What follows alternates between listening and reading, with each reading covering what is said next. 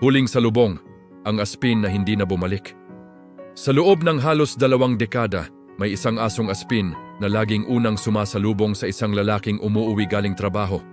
Pero isang hapon, tumahimik ang gate. At ang katahimikang iyon, ang naging simula ng pinakamasakit na paalam na hindi man lang nasabi. Sa isang tahimik na barangay sa Coronadal, Mindanao, lumaki si Joel bilang batang mahiyain at laging nag-iisa. Hindi siya palalaro sa kalsada. Mas gusto niyang maupo sa gilid ng bakuran, tahimik na nagmamasid sa mga batang nagtatawanan. Isang araw, umuwi ang kanyang ama na may hawak na maliit na kahon. Mula rito ay sumilip ang isang payat, ngunit masiglang tuta. Kulay kayumanggi, may mapupungay na mata at buntot na walang tigil sa pagwagayway. Para sa'yo, sabi ng ama niya. Doon nagsimula ang isang pagkakaibigang tatagal ng halos 2 dekada. Pinangalanan niya ang aso na Rex. Mula noon, nagbago ang mundo ni Joel. Sa tuwing papasok siya sa paaralan, susundan siya ni Rex hanggang sa kanto. Hihinto ito roon at uupo, parang bantay na naghihintay. At tuwing hapon, bago pa makarating si Joel sa bahay, maririnig na niya ang tahol at yabag ng asong masayang tumatakbo. Para bang sinasabi ni Rex sa bawat salubong, "Bumalik ka! Kumpleto na ulit ang araw ko." Lumipas ang mga taon. Nag-high school si Joel. Nagbago ang kanyang hitsura, nagbago ang kanyang pangarap. Pero hindi nagbago si Rex. Nandoon pa rin siya sa bawat umaga at hapon. Kapag nalulungkot si Joel, uupo si Rex sa tabi niya. Kapag masaya siya, tatahol at iikot si Rex na parang nakikibahagi sa tagumpay. Hanggang sa makapagtapos si Joel at magsimulang magtrabaho. Naging mas mahaba ang kanyang oras sa labas. Minsan gabi na siya umuuwi, minsan pagod na pagod. Pero kahit anong oras, pagbukas pa lang ng gate, nandoon si Rex. Matanda na ang aso, mabagal na ang lakad.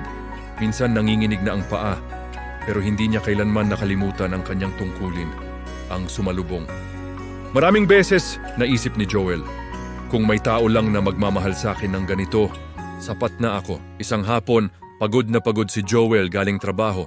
Mainit ang ulo niya, mabigat ang isip.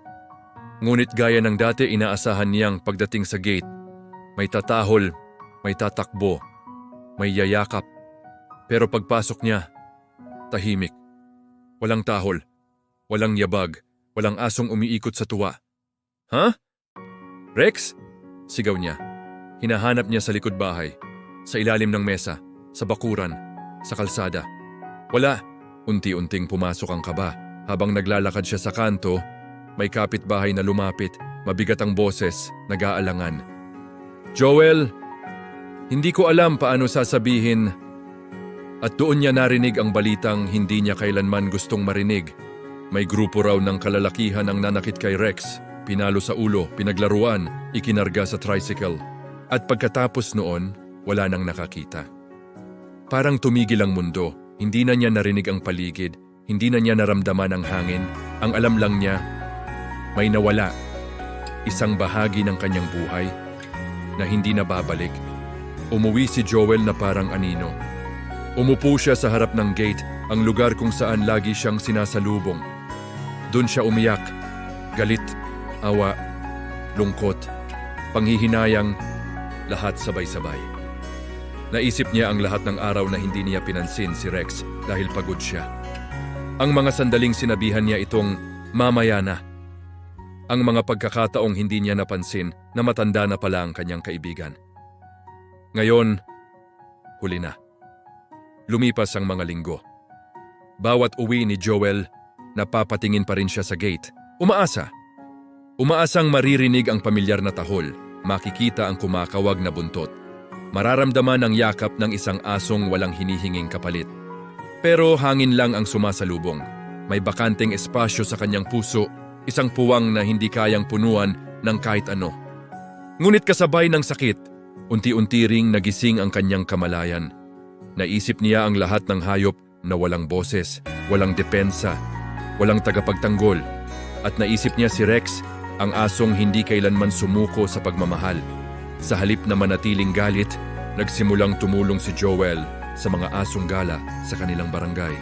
Nagpakain siya, nagpagamot, Nakiusap sa mga kapitbahay na huwag manakit ng hayop. Hindi niya pinalitan si Rex. Walang makakapalit. Pero ginawa niyang inspirasyon ang alaala nito. Unti-unti, naging mas maingat ang mga tao sa kanilang lugar. Natutong magmalasakit.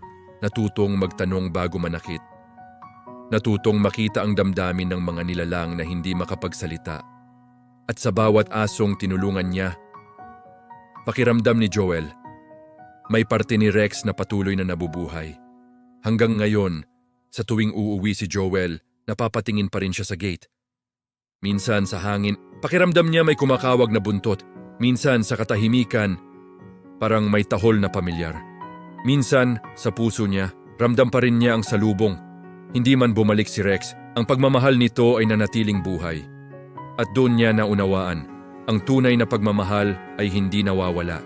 Nagiging alaala, nagiging aral, nagiging liwanag. Ang tunay na pagmamahal ay nasusukat sa pangangalaga, proteksyon at katapatan. Lalo na sa mga nilalang na walang boses upang ipagtanggol ang kanilang sarili. Ang kabutihan na ibinibigay natin sa kanila ay bumabalik bilang alaala na nagbibigay liwanag kahit sa pinakamadilim na sandali. Kung may nilalang na nagmahal sa iyo ng buong buhay niya at may banta sa kanyang kaligtasan, ano ang gagawin mo ngayon? Hindi bukas, hindi mamaya.